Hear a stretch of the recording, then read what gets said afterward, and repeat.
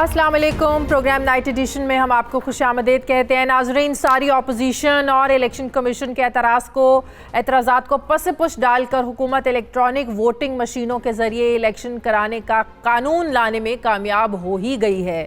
Opposition का इत्तेहाद, एहतजाज किसी काम नहीं आया। नारे, वादे, प्लानिंग, इशाये कोई भी काम नहीं दिखा सका। पार्लियामान के मुश्तरका इजलास में तहरीक इंसाफ हुकूमत ने इत्तेहादियों की मदद से इंतखाबी इस्लाहात का तरमीमी बिल, जिसमें ओवरसीज़ पाकिस्तानियों को वोट का हक देने समेत इलेक्ट्रॉनिक वोटिंग मशीनों के जरिए इलेक्शन पास करा लिए हैं। नाजरीन, सदर मुमलिकत ने आइन साजी के लिए आज दोनों ऐवानों का मुश्तरका इजलास बुलाया हुआ था। इजलास का मकसद हुकूमत की तरफ से पेश किए जाने वाले बिलों का मंजूर होना या ना होना था, मगर ऐवान में जिस तरह की हमने हुल्लड़बाजी देखी, जो धींगा मुश्ती हुई, बिल की कॉपियाँ फाड़ी गई, स्पीकर की तरफ फेंकी गई, जरा ये मंजर देख लीजिए एक बार फिर से।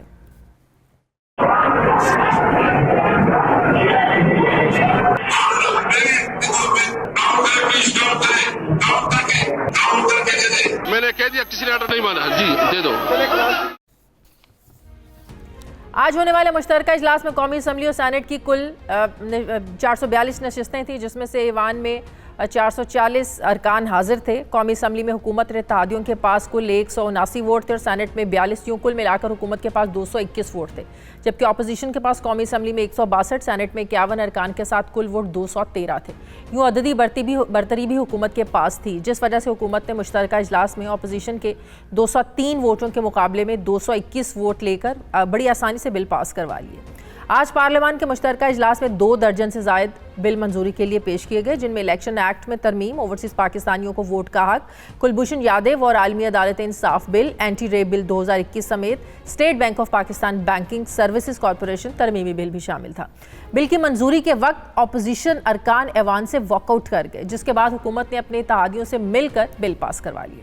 ऐवान के बाद हुकूमत और अपोजिशन अपना अपना मौक़िफ़ कुछ यूँ बयान करते रहे। इलेक्ट्रॉनिक वोटिंग मशीन के ऊपर आइंदा के इंतखाबात जो हैं वो होंगे। हमने ये कोशिश की, हमने ये सही की कि इसके ऊपर एक इत्तफाक राय डेवलप हो सके। जिस किस्म का मनफी रवैया अपोजिशन की तरफ से रहा, उसके नतीजे में बिल आखिर ये कानून हमें अकेले ही पास करने पड़े। आज मैं समझता हूँ कि इस पार्लियामान में जो इनकी अददी कुव्वत थी उसको इन्होंने डिस्टॉर्ट किया, और जुल्म और ज़्यादती की बात यह है कि स्पीकर साहब पूरी तरह उनके साथ मिले हुए थे। हमारा उनसे आज मुकम्मल तौर पर एतमाद उठ चुका है। दूसरी तरफ नाज़रीन, आज पीपल्स पार्टी ने आज की कानून साजी पर तनकीद करते हुए कानूनी नुक्ता उठाया। बिलावल भुट्टो ने कहा कि 1973 के आइन के तहत जॉइंट सेशन में बिल पास करवाने के लिए हुकूमत के पास निस्फ यानी 222 वोट होना ज़रूरी है, चाहे अपोजिशन का एक रुकन मौजूद हो या सारे। हम इन बिल्स को हर जगह चैलेंज करेंगे। उन्होंने क्या कहा, ज़रा सुनिए। अगर नेशनल असेंबली के 342 मेंबर्स हैं, सेनेट का 100 मेंबर्स है, तो इसका मतलब ये है कि जॉइंट सेशन से किसी बिल का मंजूरी करना हुकूमत के पास 222 वोट्स मिनिमम जरूरी है। आज ईवीएम्स पे कुलभूषण यादव के एनआरओ के लिए रूल्स ये कहता है कि वो आज कानून नहीं बने हैं। अगर ये इंसिस्ट करते हैं कि इनका जो कानून साजी है वो रूल्स के मुताबिक है, तो हम इसको सुप्रीम कोर्ट में चैलेंज करेंगे। हम ईवीएम्स को इलेक्शन कमीशन को भी समझाएंगे। अब अपोजिशन ने इस बिल को चैलेंज करने का ऐलान किया है। वो कहते हैं हम हर फोरम पर इसको चैलेंज करेंगे। अब अपोजिशन इसमें कितनी कामयाब होती है ये तो वक्त ही बताएगा। आज जो कुछ हुआ इस पर बात करने के लिए मुझे ज्वाइन कर रहे हैं मुस्लिम लीग नून के सीनियर रहनुमा राना सनाउल्लाह साहब। अस्सलाम वालेकुम, बहुत बहुत शुक्रिया राना साहब आपका। राना साहब, वालेकुम सलाम। हुकूमत तो कह रही है जमहूरियत की मजबूती का दिन है, प्राइम मिनिस्टर कह रहे हैं कि कानून साजी मैंने अपनी ज़ात के लिए नहीं की है, ये जमहूरियत की मजबूती के लिए की है। धींगा मुश्ती हुई, हुल्लड़बाजी हुई, एहतजाज हुआ, वॉकआउट हुआ, कोई भी कोशिश आप लोगों की कामयाब नहीं हुई। हुकूमत कामयाब हो गई एक बार फिर से राना साहब आज। देखें, हुकूमत जो है वो कामयाब हुई है या नहीं हुई, लेकिन जमहूरियत जो है उसे आज ज़रूर जो है वो सदमा पहुंचा है। और अगर मैं ये कहूँ कि जमहूरियत को एक बार फिर नाकाम किया गया है और जमहूरियत की नाकामी जो है वो बिल आखिर मुल्क की नाकामी के ऊपर मुंतमिज होती है तो ये गलत नहीं होगा।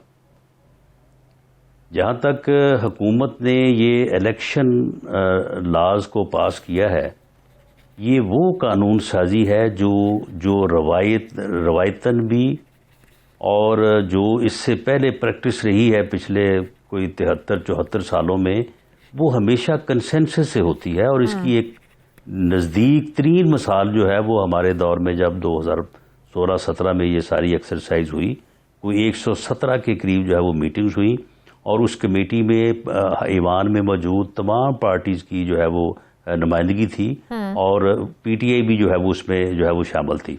अब उस कानून साजी को जो कंसेंसस से होनी थी, आप उसको, एक तो आपके पास 222 वोट नहीं है जो रूल्स की रिक्वायरमेंट है, आपके पास टोटल 221 वोट हैं और आपके वो वोट जो है वो हाजिर भी नहीं थे, आपके 212 वोट जो है वो हाजिर थे, आपने उसमें से 10 का इजाफा कर लिया, काउंट में फ्रॉड कर लिया और उनको 221 साबित कर दिया।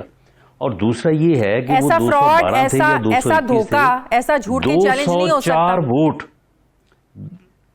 सुन लेना, चैलेंज किया हमने, 204 वोट जो है वो इसके खिलाफ हैं। यानी वो कानून जो कंसेंसस से पास होना चाहिए था, उसकी इतनी ओवरवेलमिंग जो है वो मुखालफत है। तो आप मुझे ये बताएं कि ये किस तरह से जो है ये इलेक्शन जो है वो क्रेडिबल होगा। और ये जो इन्होंने ईवीएम मशीन तो प्रैक्टिकेबल ही नहीं है, डूएबल ही नहीं है। ये कानून इस किस्म के 10 पास कर लें, उसके ऊपर अमल ही नहीं हो सकता।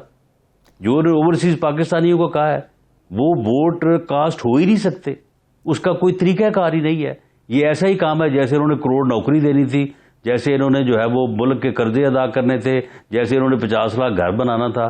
तो ये तो कल को इनको यू टर्न लेना पड़ेगा, ये डूएबल नहीं है जो दोनों चीजें।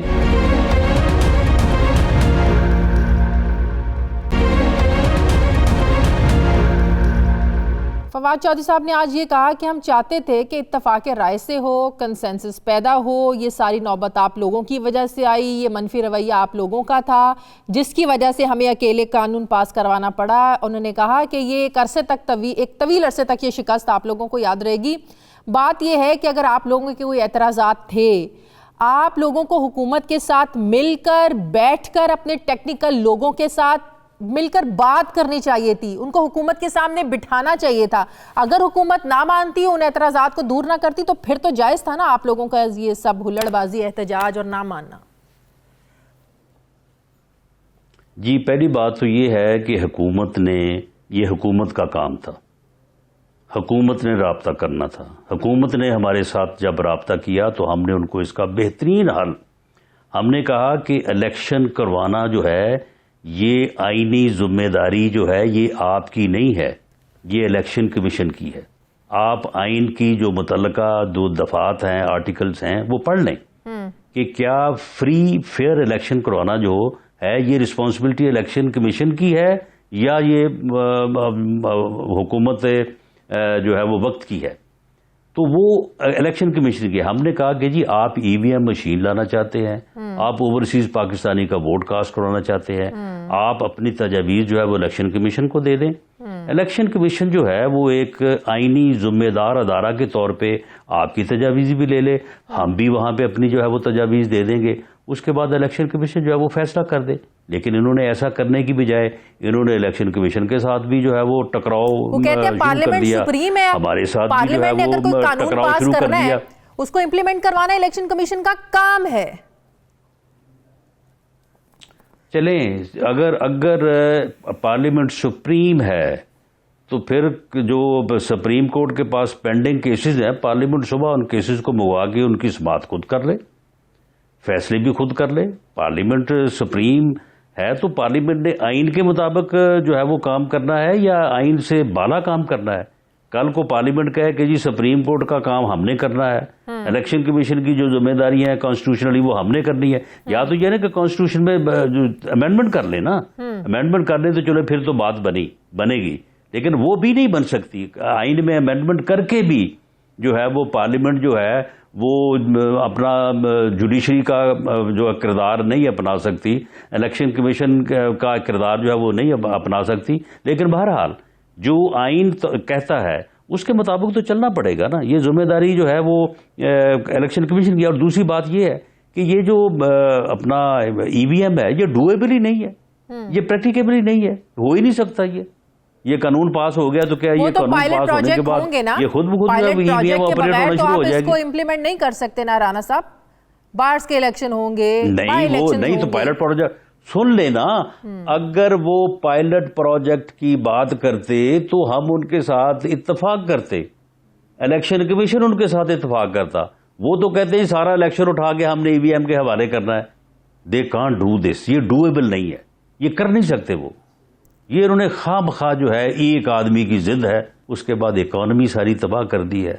ये जो गवर्नेंस ऑपोजिशन ने इस 3 सालों में क्या किया राणा साहब? बेड़ा गर्क कर दिया है। आज तो हुकूमत का सीना ऑफ चौड़ा हो गया है। तो 3 सालों से ऑपोजिशन जोर लगा रही है। सुन ले ना, चले ये बात ये है कि वो क्या सीना चौड़ा हो गया है। ये अभी 4 दिन पहले 10 दिन पहले जो इन्होंने वायदा किया है, कोई और होता तो वो शर्म से डूब मरता। ये तो ये सीने चौड़े की आप बात कर रही हैं, तो ये सीना चौड़ा अगर इसलिए हो गया है कि अपोजिशन जो है वो एक सियासी जदोजहद पे बिलीव करती है। अपोजिशन जो है वो एक आइन और कानून के तहत जो है वो जदोजहद करने पे बिलीव करती है। लेकिन अगर इन्होंने इलेक्शन को इस तरह से चुराने की कोशिश की तो मैं ये आपको बता दूं कि ये तो फिर 2000 आदमियों के सामने इन्होंने हथियार डाल दिए और उनके साथ जो है वो सरेंडर डॉक्यूमेंट के ऊपर साइन किए। ये फिर 2000 की जगह पे लाखों लोग होंगे और ये ऐसे हो नहीं सकेगा, ये मुमकिन नहीं होगा। ऑपोजिशन के लोग गायब थे आज, क्यों? तबाही के रास्ते पे निकल जाएगा। आप लोगों के भी कुछ लोग गायब थे? आप लोगों के कुछ लोग गैर हाजिर थे, ऑपोजिशन के कुछ लोग कम थे? जी पीएमएलएन की हाजिरी जो है वो सेनेट में 16 और कौमी असम्बली में 83 100% हाजिर थे। पीपल्स पार्टी के जो लोग 4 नहीं आ सके, देयर वाज जेन्युइन रीजन। अच्छा। और मैं नहीं समझता कि उसके ऊपर किसी को भी एतराज हो सकता है। उनके वो जो एक उनके एफआईआर में जो है वो आपको पता है कि जो वो कराची में केस हुआ, करीम साहब जो हैं, इसी तरह से नवीद कमर साहब वेरी सीरियस, उनको जो है वो हॉस्पिटलाइज हैं। महेंद्रो साहब जो है वो हॉस्पिटलाइज हैं, यूसुफ तालपुर साहब, तो that was very genuine case. तो इसी तरह मैंगल साहब हैं। मैंगल साहब आपके इल्म में है कि वो बैरून मुल्क है और उनकी बीवी जो है वो वहाँ पे ट्रीटमेंट के लिए वो बाहर है। इसी तरह का एक खातून है, उनका भी कोई इसी तरह की कोई कैंसर पेशेंट है वो। तो ये हमारे जो लोग थे 8, वो देयर वाज जेन्युइन रीजन, और बाकी लोग जो है वो हमारे वोट जो है वो पूरे थे। Everyone was there. आज अपोजिशन पूरी स्ट्रेंथ से थी, जबकि ये किस तरह से थे कि 1 अरब रुपया दिया है इन्होंने डेवलपमेंट फंड। जो लोग पिछले बुध को जब इनको इजलास मुलतवी करना पड़ा तो इनके 60 लोग शॉर्ट थे, इत्तेहादियों समेत। अच्छा। और इत्तेहादी सारे जो है वो राजी जिस तरह से इन्होंने किए हैं। हाँ। यानी अब नहीं, आप ये देख लेंगे, आप इनके जो है वो आप चेक करें, यानी 50 करोड़ रुपए का डेवलपमेंट फंड हर बंदे को दिया है। अच्छा। और बाज लोग जिनको मनाने की जरूरत 1 अरब रुपए का डेवलपमेंट फंड दिया है। इसका मतलब इत्तेहादियों के सारे काम, एमक्यूएम राजी नहीं हुई, नौकरियां, राजी नहीं हुई, बाकी 2-2 दिन के अंदर इनके कैसे ट्रांसफर, हर चीज बिल्कुल हर चीज जो है वो उनको दी गई है। और उसके अलावा जो है वो फिर साथ जो है वो डंडा भी चलाया गया है और टेलीफोन पे भी काम हुआ है। और बाद लोग जो इसके बावजूद भी नहीं आना चाहते थे उनको फिर ज़बरदस्ती भी लाया गया, और लोगों ने बताया कि जी हम आए नहीं है, हमें लाया गया है। ये लोग तो लोगों ने वहाँ पे तो ये बात जो है वो जो कॉरिडोर्स हैं, गैलरीज हैं असम्बली की, उसमें वो लोग ओपनली कह रहे थे कि जी हम तो नहीं आ रहे थे, हमें लाया गया है। अच्छा। तो आप लोग बड़े इनकी तादाद तो इस तरह से पूरी हुई है, तो ये तादाद इस तरह से पूरी करके इस तरह से नहीं, सुन लेना, इस तरह से तादाद पूरी कर कितनी देर पूरी रखेंगे? महीना, 2 महीने, 2 महीने बाद यही तमाशा फिर लगेगा। अच्छा, आप लोग तो बड़े वसूख से पिछले हफ्ते से ये बात कर रहे हैं कि इत्तेहादियों से राब्ते में हैं, इत्तेहादी इनके वोट नहीं देंगे। कल भी मेरी प्रोग्राम में अपोजिशन के कुछ लोगों से बात हो रही थी, पिछले एक हफ्ते से यही कह रही है अपोजिशन कि हम सरप्राइज देंगे।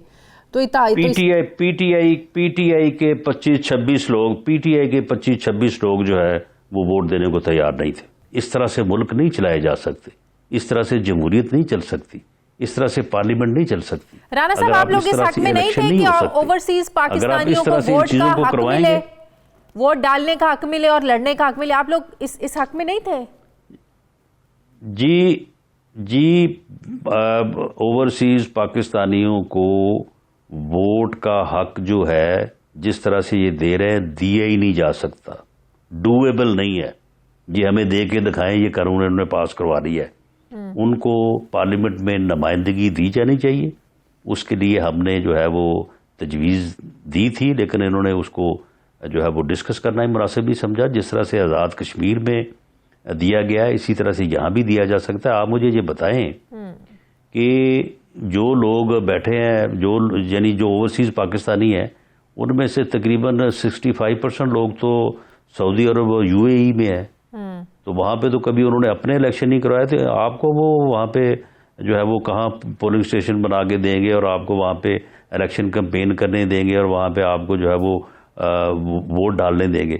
अगर सऊदी अरब में 10 लाख या 15 लाख या 20 लाख पाकिस्तानी है, तो अगर उनको वोट का हक है तो फिर मुझे वहाँ पे जाके जलसा करने का, वहाँ पे जाके कन्वेंशन का तो हक भी तो राइट मिलेगा ना।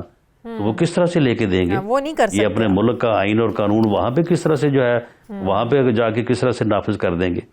और दूसरी बात ये है कि सदारती इलेक्शन हो तो चलो ठीक है, वहाँ पे आप एक बॉक्स रख दें और कोई आदमी जो ए को दे दे, कोई आदमी बी को दे दे। वो यहाँ पे तो भाई 1000 हल्के में इलेक्शन होना है, सूबाई और कौमी। वहाँ पे वो जो 1000 हल्के की जो बॉक्सेस जो है वो कहाँ पे रखेंगे आप, और किस तरह से जो है वो उनको जो है वो वहाँ पे वोट उनका कास्ट करवाएंगे?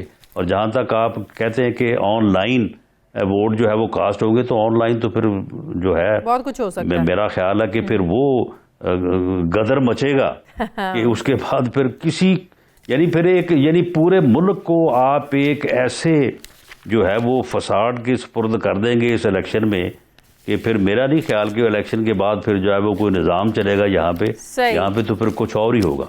बहुत बहुत शुक्रिया। मुस्लिम लीग नून के सीनियर रहनुमा राना सनाउल्लाह साहब मेरे साथ थे। मुझे ब्रेक लेने नाज़रीन वापस आते हैं छोटे से वक्फे के बाद।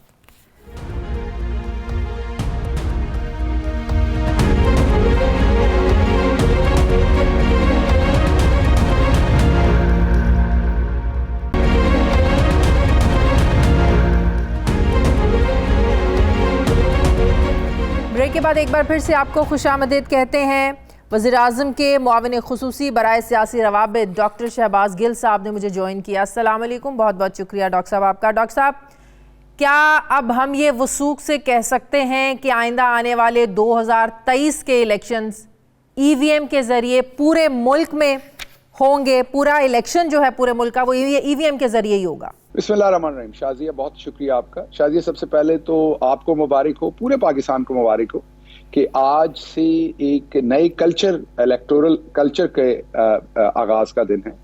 आज ओवरसीज पाकिस्तानियों को भी वोट का हक मिला है और उसके साथ साथ जो पाकिस्तान के इलेक्टोरल सिस्टम के अंदर फ्यूडलिज्म का और बहुत ज्यादा पैसे का, गुंडागर्दी का, डबल ठप्पे लगाने का, शादरा से वोट उठा के गुलबर्ग लेके जाने के और गुलबर्ग से वही जाली वोट उठाकर कहीं और भुगताने का, या फैसलाबाद में रजाबाद से उठा के वोट वो जो है वो समनाबाद लेके जाने का और समनाबाद से उठा के पीपल्स पार्टी लेके जाने का, ये जो कल्चर था कि एक बंदा आपसे 10,000 वोट से जीत गया, पैसे दो, उसके थैले खोलो, उसके 5,000 बैलेट पेपर्स के ऊपर एक एक टप्पा और लगा दो और वो वोट जाया हो जाए और आप जो 10,000 से हार रहे थे आप उससे जीत जाएं। तो कहने का बात यह है कि ये आज बहुत बड़ा काम किया इमरान खान ने, जिसका वादा किया था। मुश्किल काम था, सबसे पहले मैं आपको बताऊं, it was not an easy thing. बहुत मुश्किल से ये लेजिस्लेशन पास करवाई है, बहुत मेहनत करनी पड़ी इस लेजिस्लेशन पे, लेकिन इमरान खान पे ज्यादा मेहनत करनी पड़ी है। वैसे तो सारे बिल्स आप लोग ज्वाइंट सेशन आसान रास्ता है आप लोगों के लिए। आपके लिए शाजिया, इसको और तरह से देखें, आपके लिए बहुत बड़ा दिन है। आपको आज शायद आपको भी समझ नहीं आ रही होगी ये कितना बड़ा दिन है। शायद आज के बाद 10 साल के बाद आज से आपको नजर आए कि स्कूल टीचर भी इलेक्शन के अंदर आए।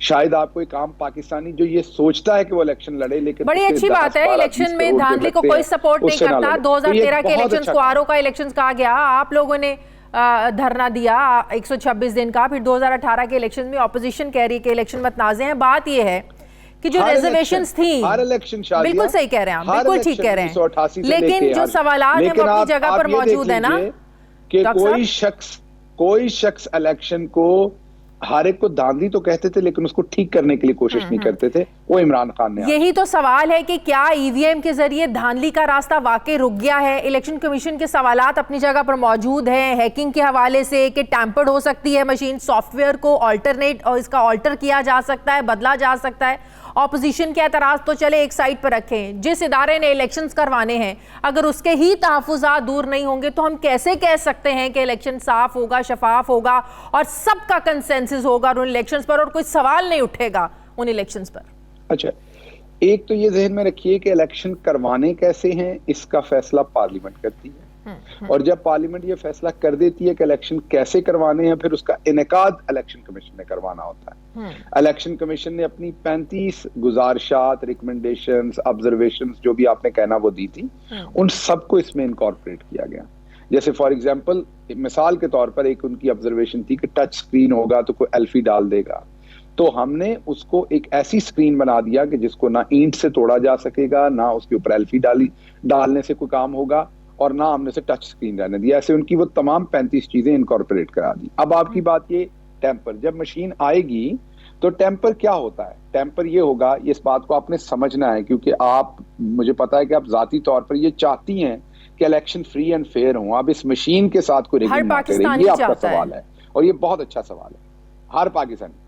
अब आप ये देखिए कि अभी क्या होता है कि आप पोलिंग बूथ पे जाते हैं, आपको आप अपना शनाख्ती कार्ड दिखाते हैं, वोटिंग लिस्ट पे नाम ढूंढा जाता है, आपको एक बैलेट पेपर इशू किया जाता है, आप उस पर मोहर लगाते हैं और उसको डब्बे में डाल देते हैं। उस डब्बे में से काउंटिंग होती है शाम में, वो काउंटिंग होने के बाद आपको रिजल्ट मिलता है, और फिर कभी कहा जाता है आरटीएस बंद हो गया, कभी कहा जाता है ये बंद हो गया, कभी 4 हल्के खुलवाते हैं तो उसमें से बैलेट पेपर चूहे खा गए, बैलेट पेपर मौजूद नहीं होते, डबल ठप्पे लगे होते हैं, क्योंकि डबल ठप्पे खुद लगाए जाते हैं वोटों को कैंसिल करने के लिए, और उसका कोई इलाज नहीं है बाद में ये साबित करने के लिए कि वो डबल ठप्पा ठीक लगा था, ये गलत लगा था। ये सब कुछ आज हो रहा है जब हम कह रहे हैं। अब हमने क्या किया है, हमने एक मशीन बना दी। वो मशीन आपने सुबह के टाइम हर पोलिंग स्टेशन पे उसकी अपनी मशीन होगी जो रखी होगी। आपका जो पोलिंग एजेंट होगा और दूसरी पार्टी का और तीसरी पार्टी का, वो तमाम लोगों को सुबह के टाइम मशीन का बटन जब स्टार्ट का दबाया जाएगा तो मशीन अपने अंदर से एक प्रिंट आउट निकालेगी जो बताएगी कि इस टाइम इस मशीन के अंदर 0 वोट है, मीन इसमें 0 वोट काउंट हुए हुए हैं। पोलिंग शुरू हो जाएगा, आप जाएंगी, आप अपना शनाख्ती कार्ड लेके जाएंगी पोलिंग बूथ के ऑफिस के अंदर जहां पर इलेक्शन हो रहा है उस जगह के ऊपर। जब आप लेके जाएंगी, आपका मैनुअली देखा जाएगा, लिस्ट के अंदर नाम है। उसके बाद जब आपके पोलिंग एजेंट तमाम पार्टीज के कहेंगे हाँ ठीक है, शाजिया का इसी पोलिंग बूथ के अंदर या इसी वार्ड के अंदर वोट है, तो आपके शनाख्ती कार्ड को उस मशीन के अंदर डाला जाएगा। वो एक ग्रीन बत्ती जलाएगी, वो कहेगी हाँ यहाँ लिस्ट में इनका नाम है, तो आप उस केबिन में चली जाएंगी जहां पर आप पुश करेंगी। आप बटन पुश करेंगी, आप डबल ठप्पा नहीं लग सकता, वोट जाया नहीं होगा। अगर आपने मुझे देना था और आपने गलती से किसी और को वोट दे दिया तो आपकी किस्मत, आपने गलत फैसला किया, वो तो आप उधर भी गलत फैसला कर सकते हैं। बड़ा अच्छी बात है ये, आपने बात खुद ही छेड़ दी। सुन लेना मेरी बात, रुक ले, मैं आपको सारा एक्सप्लेन कर रहा हूँ, डोंट जंप। आपके हाथ में जब बैलेट पेपर होता है ना, तब भी आप गलत जगह ठप्पा लगा लेते हैं ना, तो फिर उसको वोट चला गया जिसको आपने डाल दिया। आप अगर चेक लिख के किसी को लिख देंगे जाली, तो अपना गलत बंदे को चेक लिख देंगे तो आपका कसूर है ना, वो तो आपने ख्याल रखना है। जब आप स्टैंप लगाते हैं तब भी आप ही का कसूर होता है जब आप वोट गलत डाल लेते हैं। इसमें भी आप ही का होना है कि आपने सही बंदे को वोट डालना, वो तो वोटर की जिम्मेदारी है आज भी और मशीन पर भी। जब वोटर वो बटन दबाएगा तो एक तो मशीन के अंदर आपका वोट रिकॉर्ड हो गया, दूसरा आपके हाथ में पर्ची आ जाएगी। उस पर्ची पे आपको इमीडिएटली पता चल जाएगा कि मैंने इसी शख्स को वोट डाला है। उस पर्ची को आप फोल्ड करेंगे और बाहर बैलेट बॉक्स में डालेंगे। अब जब पोलिंग खत्म होगी तो तमाम पोलिंग एजेंट्स की मौजूदगी में उस मशीन के ऊपर एक सील लगी होगी जिसको खोला जाएगा, और सील के अंदर एक बटन होगा जो पोलिंग एंड करने के लिए दबाया जाएगा। वो सील का मकसद सिर्फ ये होगा, जब एक दफा बटन दब जाएगा तो उसके बाद उस मशीन पे मजीद वोटिंग नहीं हो सकती, बंद हो जाएगी और वो मशीन फॉर्म 45 जो है वो बाहर निकाल देगी, उसी 30 सेकंड के अंदर रिजल्ट दे देगी। टोटल वोट यहाँ पर 1200 पड़े, 300 इसको मिले, 430 इसको मिले, फलां इसको मिले। अब अगर मशीन टेम्पर हुई है, या रुक जाइए, अब अगर मशीन टेम्पर हुई है, फॉर योर इंफॉर्मेशन, तो आपके पास बैलेट बॉक्स के अंदर पर्चियां पड़ी हुई हैं जो उस मशीन से देख के हर बंदे ने, मैंने बैड को वोट दिया, मुझे पर्ची बैड की निकली, मैंने शेर को वोट दिया, मुझे पर्ची शेर की निकली। हर बंदे ने अपना अपना बैलेट बॉक्स में डाला हुआ है, वोट चेक करने के बाद आप उसे काउंट कर लेंगे तो आपको पता चल जाएगा कि फिजिकल पर्चियां तो 493 है और वो दे रहा है 893, तो इसका मतलब मशीन टेम्पर है। सुनने में तो बड़ा जबरदस्त लग रहा है, पता नहीं प्रैक्टिकली इसका क्या होगा। अब दूर दराज देहात में जहाँ हमारा लिटरेसी रेट नहीं है, 70-80 साल के जो लोग हैं, पढ़े लिखे नहीं हैं, गाँव में रहते हैं, अब उन्होंने वोटिंग करनी है, वो कैसे मशीन का इस्तेमाल करेंगे? अब गलती से अगर वो मशीन का कोई इस्तेमाल नहीं कर रहे, हाँ, तो क्या कोई मशीन का, वो घर में पंखा चलाते हैं, मैं अभी पूछता हूँ आपसे, वो घर में पंखे का बटन चलाते हैं, तो ये उन सब चीजों से आसान है। एक बड़ा सारा तीर का निशान बना होगा, आपने उसको दबाना है, बड़ा सारा साइकिल का निशान बना होगा, आपने उसको दबाना है वोट देना, तो एक बड़ा सारा वहां बल्ले का निशान बना होगा, आपने उसको दबाना है, तो इट इज नॉट डिफिकल्ट। और जब वो डालेंगे ना तो उसी टाइम पर्ची हाथ में आ जाएगी। और अभी जिमनी इलेक्शन होगा, आपको नजर आ जाएगा, अभी जिमनी इलेक्शन होगा ना कोई ना कोई इसके ऊपर, अब बिल पास हो गया तो आपको नजर आ जाएगा। यही मैं पूछने लगी थी कि परेशानी और बदगुमानी ना फैलाएं। पायलट प्रोजेक्ट जाहिर करना जरूरी है, नंबर 1। नंबर 2, इलेक्शन कमीशन कराएगा ना, कानून बन गया। पहले भी 2018 में सुप्रीम कोर्ट ने उनको ये डायरेक्शन दी थी, जो अनफॉर्चुनेटली अभी तक इलेक्शन कमीशन ऑफ पाकिस्तान ने नहीं की। अगर वो कर लेते तो शायद इस लेजिस्लेशन की जरूरत ना पड़ती। अब ये लेजिस्लेशन की है, अब इंशाल्लाह हम तवक्को करते हैं कि जो अगला कोई भी इलेक्शन होगा वो इलेक्ट्रॉनिक वोटिंग मशीन पे होगा। पाकिस्तान पूरे में जितनी मशीनें चाहिए, तकरीबन शायद 3.5-4 लाख है, वो उसकी हमारी जो लोकल कैपेसिटी है वो मशीनें बनाने की, विद इन 5 मंथ्स वो तमाम मशीनें रेडी हो सकती हैं बनके। अच्छा, और पाकिस्तान में बननी है सारी मशीनें? अगर कहीं पर जी अगर जी बिल्कुल यही असेंबल होंगी आके सारी। बाकी तो आपको पता है मोबाइल फोन भी अब यहाँ बन रहे हैं, तो वो मोबाइल फोन से ज्यादा वो ज्यादा सिंपल टेक्नोलॉजी है कंपेयर टू मोबाइल फोन। तो वो यहीं बनेगी। और दूसरी बात यह है कि आप ये भी जहन में रखिए कि दूर दराज इलाकों में अगर आपको लगता है कहीं बिजली बंद हो जाएगी, अब आपके जहन में ये सवाल होगा, तो जो मशीन होगी उसके अंदर बैटरी है अपनी, वो 48 घंटे 72 घंटे उस बैटरी पे चलेगी, उसे किसी इलेक्ट्रिसिटी की जरूरत नहीं होगी, उसके साथ कोई इंटरनेट नहीं जुड़ा होगा, वो कोई टेम्पर नहीं होगी, वो तमाम की तमाम एक खुदकार मशीन होगी। और मैंने दोबारा आपको बताया कि 2 तरीके होंगे उसके टेम्पर करने के, देखने के। आपको पहले तो कहा कि पर्ची निकल रही है, आप शाम में गिन लेंगे मशीन क्या नतीजा दे रही है, असल पर्चियां कितनी है, पर्ची हर बंदे ने देख के डाली हुई है। अब एक और चीज बताएं। नंबर 2, आप जी फरमाइए। एक और कॉन्ट्रडिक्शन है, वो ये है कि ओवरसीज पाकिस्तानियों को बिल्कुल मिलना चाहिए, इस चीज़ से भी इनकार नहीं है। शायद ही कोई हो जो ये कहे कि नहीं ओवरसीज पाकिस्तानियों को वोट का राइट नहीं मिलना चाहिए। बिल्कुल ही आप लोगों को क्रेडिट जाता है और देना भी चाहिए। अब ओवरसीज के इलेक्शंस लड़ने के लिए आपने जो ये शर्त रखी है, शर्त कह लें कि जब अगर उन्होंने इलेक्शन लड़ना है, कोई डुअल नेशनलिटी है, किसी के पास अमेरिका की भी नेशनलिटी है, पाकिस्तान की भी नेशनलिटी है, अगर वो इलेक्शन कॉन्टेस्ट करना चाहता है, अगर वो जीत जाएगा तो अपनी नेशनलिटी सरेंडर करेगा, हार जाएगा तो नेशनलिटी बरकरार रखेगा। इस पर बड़ी तनकीद हो रही है कि ये क्यों इतना कॉन्ट्रडिक्ट रखा है ये मामला आप लोगों ने। अच्छा देखिए शादिया, एक तो मैं क्योंकि खुद ओवरसीज पाकिस्तानी हूं तो मैं इसके साथ रिलेट कर सकता हूँ। ओवरसीज पाकिस्तानियों के साथ जो है हमारा, अनफॉर्चुनेटली हम सारे कहते हैं कि वो हमारे भाई हैं, हम सबके, आपके बहन भाई होंगे बाहर, सबके बहन भाई हैं हमारे, हम कहते हैं, लेकिन somehow we do not respect them the way we should respect. Often जब उनके राइट्स की बात होती है, लफ्जों में कहते हैं हम, अमल में नहीं कहते। अब मुझे एक बात बताइए, एक शख्स आपका भाई है, मेरा भाई है, कोई शख्स भी है, वो यहाँ से इंग्लैंड गया पढ़ने के लिए, वहां पे वो पढ़ा, उसको नौकरी मिली, उस वजह से उसे वहां का पासपोर्ट ले लिया उसने। अब वो पाकिस्तान में आके इलेक्शन लड़ना चाहता है, वहां उसकी एक पूरी जिंदगी है, वो आके इलेक्शन लड़ता है, अगर वो जीत जाता है तो वो अपनी वहां की नेशनलिटी, पाकिस्तानी तो वो पहले भी है दिल से, उसकी कोई ये जितने सारे नवाज शरीफ वगैरह सारे पाकिस्तान को लूट के लेके गए हैं, या आज हसैन हकानी बाहर बैठा है, ये जितने तोहफे हमें दूसरे मिले हैं, इन सबके पास तो पाकिस्तानी पासपोर्ट है। ये जिन्होंने लूट मार की है, इन सबके पास कोई और बाकी पासपोर्ट नहीं है। जिन सब ने हमारी तबाही मचाई है, ये सारे पाकिस्तानी हैं, लेकिन अब ये बने बैठे ओवरसीज पाकिस्तानी, इस टाइम नवाज शरीफ भी ओवरसीज पाकिस्तानी है, नवाज शरीफ के बच्चे भी इस टाइम ओवरसीज पाकिस्तानी, नून की तो सारी क़यादत ही ओवरसीज पाकिस्तानी है इस टाइम। उनको तो आज इमरान खान का शुक्रिया अदा करना चाहिए कि अगले इलेक्शन में अब नवाज शरीफ को भी हमने वोट का हक दे मतलब कि आप लोगों ने बैकअप रखा है, दे दिया है। मुद्दे पे आए ना, कहने की बात ये बैकअप रखा है आप लोगों ने उन लोगों के लिए। नहीं, बैकअप वापसी का रास्ता। लेट्स ये एक बड़ा डिफरेंट टॉपिक है शादी। मेरे पास किसी मुल्क की नेशनैलिटी नहीं है तो मेरे पे तो ये अप्लाई नहीं होता, लेकिन मैं आपसे एज अ कुलीग रिक्वेस्ट करूंगा, ये बड़ा सेंसिटिव टॉपिक है। जब हम ऐसा बोलते हैं तो ओवरसीज पाकिस्तानी जो बाहर बैठा है वो बड़ा दुखी होता है ये बात सुन के, उन्हें लगता है कि हम इनसेंसिटिव हैं टुवर्ड्स देम। देखिए, किसी मुल्क का पासपोर्ट ले लेने से या ना लेने से, मतलब मैंने पासपोर्ट नहीं लिया किसी मुल्क का, इसका मतलब ये नहीं कि मैं ज्यादा मुहिब्बे वतन हूं और जिसने पासपोर्ट लिया वो कम मुहिब्बे वतन है। ठीक है, जब वो यहाँ इलेक्शन लड़ेंगे, प्रैक्टिकलिटी के लिए आपने एक लॉ रखा और मेरे नजदीक तो वो लॉ भी खत्म करना चाहिए। अमेरिका में जाके तो आप सारे इलेक्शन लड़ते हैं सिवाय उनके प्रेसिडेंट के, तो आप भी यहाँ रख लें कि आप डिफेंस मिनिस्टर नहीं बन सकते, आप फॉरेन मिनिस्टर नहीं बन सकते, आप प्राइम मिनिस्टर नहीं बन सकते, आप रख लें कुछ चंद पोजीशंस के इनके ऊपर एक डुअल सिटीजन नहीं बन सकता। ठीक है, लेकिन अगर आपने फॉर एग्जाम्पल मंडी बहाउद्दीन में शायद रांझा चाहता है कि उसने आके अमेरिका से वहां पर तहसील नाज़म का या जिला नाज़म का इलेक्शन लड़ना है, तो मुझे बताएं कौन सा वहां से न्यूक्लियर कोड ले जाएगा वो मंडी बहाउद्दीन में, अगर वो वहां की नालियां, सड़कें, स्कूल, अस्पताल ठीक कर लेगा, वो वहां का रहने वाला सपूत है। आपको क्या लगता है कि जो डुअल नेशनैलिटी पसंदी नहीं रखनी चाहिए, मतलब कि आप कह रहे हैं कि इसको खत्म कर देना चाहिए, डुअल नेशनैलिटी वाला इलेक्शन लड़े जीते तब भी। मैं ये कह रहा हूं कि हम बेशक चूज कर लें seats, there could be certain seats, आप कहें जी आप गवर्नर नहीं बन सकते, आप फॉरेन मिनिस्टर नहीं बन सकते, आप ये बट आपके बहुत सारा इलेक्टोरल सिस्टम के अंदर जगह है जहां पर लोग आके इलेक्शन लड़ सकते हैं और वो अपने कंट्री को कर सकते हैं। और हमने जो अभी किया वो ये किया कि कोई आके इलेक्शन लड़े, उसके पास पावर तो तभी आएगी ना जो आप शक करते हैं उसकी हिब्बुल वतनी पे, जो लोग करते हैं, मैं आपकी बात नहीं कर रहा, जो करते हैं शक तो तभी होगी ना जिस दिन वो अपना ऑफिस को संभालेगा।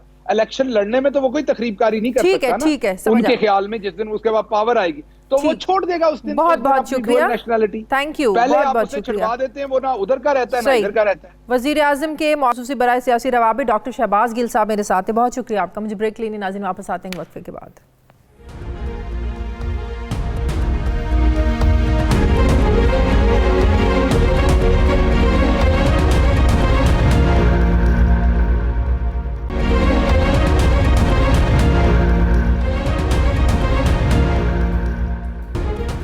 ब्रेक के बाद एक बार फिर से आपको खुशामदीद कहते हैं। सीनियर सहाफ़ी तज्ज़ियाकार मज़हर अब्बास साहब ने मुझे ज्वाइन किया है। अस्सलाम वालेकुम, बहुत बहुत शुक्रिया मज़हर साहब आपका। मज़हर साहब, क्या आप ये समझते हैं कि मुस्तकबिल में इलेक्शन में आइंदा धांधली का रास्ता रोकने के लिए आज हुकूमत कामयाब हो गई है, तहरीक इंसाफ कामयाब हो गई, और अगर वाकई ऐसा होता है, धांधली का रास्ता रुक जाता है, तो तारीख इमरान खान को याद रखेगी? वालेकुम अस्सलाम, शुक्रिया शाजिया। देखिए, ये कैसे हो सकता है कि इलेक्शन गैर मुतनाज़ा हो? जहाँ इलेक्शन का बिल मुतनाज़ा हो गया वहाँ इलेक्शन कैसे गैर मुतनाज़ा हो सकता है? सिर्फ यही चीज़ जो है वो इस गवर्नमेंट के सोचने की थी। वज़ीर आज़म इमरान खान को ये सोचना चाहिए था। देखिए, पहले क्या था, पहले आपकी लड़ाई चल रही थी इलेक्शन कमीशन से। इलेक्शन कमीशन ने अपने तहफ़्फ़ुज़ात का इजहार कर दिया था, उन्होंने सारी तजावीज़ भी दे दी थी और उनकी रिजर्वेशंस जो थी उसको एड्रेस नहीं किया गया। अब आपने एक बिल पास कर लिया, अपोजिशन उसके खिलाफ है, इलेक्शन कमीशन उसके खिलाफ है, तो इलेक्शन कैसे गैर मुतनाज़ा होगा? अब ये मामला लगता यही है कि ये मामला सुप्रीम कोर्ट जाएगा और सुप्रीम कोर्ट डिसाइड करेगी। तो एक तरफ आप एक चीज लेकर आ रहे हैं, उसका तासुर ये दे रहे हैं कि इससे इलेक्शन जो है गैर मुतनाज़ा हो जाएंगे, लेकिन उसको लाया एक इंतहाई मुतनाज़ा तरीके से लाया जा रहा है। आपको लगता है कि सुप्रीम कोर्ट में मामला जाएगा तो उन सारे सवालों के जवाब, वो सारी रिजर्वेशंस जो अपोजिशन ने उठाई या इलेक्शन कमीशन ने उठाई, वो 37 एतराज़ात, वो जवाब हुकूमत को देना पड़ेगा अगर ये मामला सुप्रीम कोर्ट में जाता है? जाहिर, देखिए शादिया, सुप्रीम कोर्ट पार्लियामेंट के अंदर जो कानून साजी होती है उसमें सुप्रीम कोर्ट सिर्फ एक नुक्ते नज़र से उसको देखती है। अगर सुप्रीम कोर्ट में चैलेंज हो, इसके हवाले से अगर पिटीशन कोई फाइल होती है तो इसमें इलेक्शन कमीशन भी पार्टी होगा। अब अगर इलेक्शन कमीशन पार्टी होता है तो आप मुझे बताएं हैं उसको वो देखेंगे। इलेक्शन कमीशन को तो हुकूमत किसी खाते में नहीं डाल रही ना, वो कहते हैं पार्लियामेंट ने कानून साजी कर ली है, पार्लियामेंट सुप्रीम है, इलेक्शन कमीशन का काम है सिर्फ इम्प्लीमेंट करवाना इसको। हाँ, लेकिन शाजिया सुप्रीम कोर्ट तो इस तरह नहीं करेगी ना। सुप्रीम कोर्ट तो इलेक्शन कमीशन को सुनेगी ना। सुप्रीम कोर्ट तो देखेगी कि इलेक्शन कमीशन जो चीजें पॉइंट आउट कर रहा है वो दुरुस्त है कि नहीं है। अगर आइन से मुतसादिम उनको नजर आई तो वो स्ट्राइक डाउन कर सकते हैं इस चीज को, या रेफर बैक कर सकते हैं। इससे बेहतर था कि आप बाकी चीजें, लेकिन कम से कम इसी कोशिश करनी चाहिए थी। आप एक तरफ कहे कि हम ऑपोजिशन से बात करना चाहते हैं और दूसरे ही जुमले में आप उनको चोर डाकू माफिया, इस तरह बात नहीं चलती। कहीं तो इस हुकूमत को क्रेडिट इस हवाले से देना चाहिए और देना पड़ेगा कि ओवरसीज पाकिस्तानियों को कोई भी हुकूमत, चाहे पीपल्स पार्टी की हो, नून लीग की हो, कोई भी उनको वोटिंग राइट नहीं दिलवा सकी मजहर साहब, जो आज इस हुकूमत ने किया है। देखिए, ओवरसीज पाकिस्तानियों का फायदा बहुत होगा तहरीक इंसाफ को। उन्होंने बिल्कुल इस इनिशिएटिव को लिया, लेकिन इसमें भी 2-3 सवालात अपनी जगह मौजूद है। हम चूंकि हम बहुत ज्यादा इमोशनल नेशन हैं, मुझे बताएं कि मैं जो है, मेरे पास दोहरी शहरियत है। मैं यहाँ आता हूँ, यहाँ इलेक्शन लड़ता हूँ, अगर मैं जीत जाता हूँ तो मैं अपनी दूसरी शहरियत सरेंडर करता हूँ, और अगर हार जाता हूँ तो मैं अपनी शहरियत बरकरार रख के वापस चला जाता हूँ। मेरी सेंस ऑफ बिलोंगिंग किधर चले जाएगी फिर? ये एक ऐसा सवाल है कि जहां हमें इस चीज को एड्रेस करना चाहिए। लेकिन चूंकि पंजाब में जाहिर ओवरसीज पाकिस्तानियों की एक बड़ी तादाद रहती है और उनको जाहिर तहरीक इंसाफ को फायदा होगा, बिल्कुल वाज़ेह तौर पर फायदा होगा, इसमें कोई दो राय नहीं। लेकिन तो आप समझते हैं ऐसे होना चाहिए था, अगर ओवरसीज को आप इलेक्शन लड़ने का भी हक दे रहे हैं तो सबसे पहले अपनी जो डुअल नेशनलिटी है उसको सरेंडर करना चाहिए, उसके बाद आपको राइट हो सकता है कि आप इलेक्शंस लड़ सकते हैं। मेरे ख्याल में तो देखिए शाजिया, इस चीज को देखना पड़ेगा। हम वो ठीक है कि ओवरसीज पाकिस्तानियों का राइट की बात अपनी जगह है, लेकिन जब ड्यूल नेशनलिटी का मसला था और तो पीटीआई के बहुत से मेंबर्स हैं, फौजिया कसूरी साहिबा का नाम मुझे याद आ रहा है इस वक्त, कि उन्होंने अपनी अमेरिकन सिटीजनशिप जो है वो सरेंडर कर दी थी। अब आज आप ये फैसला कर रहे हैं इस हवाले से, तो उसमें फिर ये कैसे होगा कि या तो ये कि इलेक्शन जीते या हारें। इलेक्शन कॉन्टेस्ट अगर आप कर रहे हैं तो आपको नेशनलिटी सरेंडर करनी चाहिए कॉन्टेस्ट करने से पहले। इसमें आप उनको ये फैसिलिटी दे रहे हैं कि जी अगर आप जीत गए तो आप सरेंडर कर दीजिएगा, हार गए तो रेस्ट दीजिएगा। ये मेरे ख्याल में ये मुझे कॉन्ट्रडिक्शन लग रही है, लेकिन बहरहाल उनको फायदा होगा, तहरीक इंसाफ को बिल्कुल वाज़ेह तौर पे इसका फायदा होगा। और अब वो जितना भी जो है वो ऑपोजिशन शोर करे, लेकिन ऑपोजिशन को इस वक्त सबसे बड़ा क्राइसिस ये है कि पार्लियामेंट के अंदर पिछले 3-3.5 साल में उन्होंने जितनी अटेम्प्ट की हैं ऑपोजिशन को कहीं ना कहीं किसी ना किसी महाज पर शिकस्त देने की, मां सिवाय यूसुफ रजा गिलानी के सेनेटर मुंतखब होने की वजह के कोई भी ऐसी मूव नहीं है जो कामयाब हुई हो। Very true. तो आप पार्लियामेंट के अंदर हुकूमत को शिकस्त नहीं दे पा रहे और पार्लियामेंट के बाहर तहरीक नहीं चला पा रहे, तो इसका भी इनडायरेक्टली फायदा सीधा इमरान खान और तहरीक इंसाफ को जाता है। और हुकूमत इस लेजिस्लेशन को आगे पूरे पुरजोर अंदाज में ले जाएगी, ओवरसीज पाकिस्तानियों से कहेगी और राइटली कहेगी कि जी हमने आपको वोटिंग का राइट दिलवाया है। लेकिन ये सारा मरहला उस वक्त, और ये इस मौके पे इसलिए भी ज्यादा जरूरी था मजहर साहब, आप नहीं समझते इस वक्त जो मुल्क में एक आम बंदे का हाल है, महंगाई का हाल है, यहां से जो वोटों की कमी होगी तहरीक इंसाफ को पता है वो ओवरसीज पाकिस्तानी पूरा कर देंगे। पेश नजर दो चीजें हैं, दो जगह से वो अपना वोट हासिल करना चाहते हैं, बढ़ाना चाहते हैं अपना वोट। एक वो गालबन अभी तय नहीं है, लेकिन गालबन वो एक सीट एडजस्टमेंट करेंगे या इत्तेहाद करेंगे तहरीक लब्बैक से। दूसरा ओवरसीज पाकिस्तानी, और ओवरसीज पाकिस्तानी क्योंकि ये दोनों फैक्टर जो हैं ये पंजाब में बहुत काउंट करेंगे। Very true. ये दोनों फैक्टर्स जो हैं पंजाब में, तो वो हर सूरत में, लेकिन अल्टीमेटली ये रिफॉर्म पैकेज जो है अगर सुप्रीम कोर्ट में जाता है और आइन से मुतसादिम नजर आता है तो फिर तहरीक इंसाफ को फायदे के बजाय ज्यादा नुकसान हो सकता है। बहुत बहुत शुक्रिया सीनियर तज्जियाकार मजहर अब्बास साहब। मेरे साथ ही नाज़रीन, प्रोग्राम का वक्त खत्म हो गया है। फीडबैक जरूर दीजिएगा, अपना ख्याल रखिएगा, मुझे इजाजत दीजिए, अल्लाह हाफिज।